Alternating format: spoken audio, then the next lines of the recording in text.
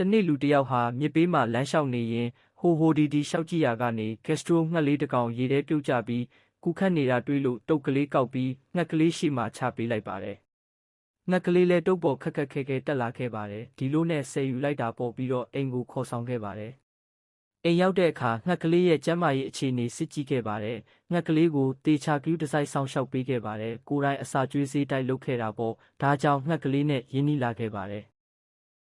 တန်ရောစင်လည်းရှိလာခဲ့တာပေါ့ဒီခရစ်စတိုငှက်ကလေးကလည်းချစ်စရာလေးပါပဲဒီလိုနေလာလိုက်တာတစ်ပတ်လောက်ကြာတော့ခရစ်စတိုငှက်ကလေးပြန်တန်းနိုင်ပါပြီဒီလိုပြန်တန်းလာနိုင်တော့သူတို့ရဲ့တဘာဝအတိုင်းလွတ်လပ်တဲ့ပြန်တန်းမှုလုပ်နိုင်အောင်အိမ်ပြင်ဝေရန်တာကနေလှုပ်ပေးလိုက်ပါတယ်သူကလည်းတန်ရောစင်ရှိလို့ထင်ပါရဲ့တစ်ပတ်လောက်နေတော့ပြန်ရောက်လာပါတယ်သူ့ရဲ့အဖုံငှက်တစ်ကောင်နဲ့ပေါ့အခုဆိုဝေရန်တာလေးမှာနေရင်ဥကလေးဥလာလိုက်တာ4-5-6လုံးတောင်ရနေခဲ့ပါပြီသူ့ရဲ့ကိုယ်ပိုင်မိသားစုလေးနဲ့ပျော်ရွှင်ပါစေခရစ်စတိုငှက်ကလေးရေ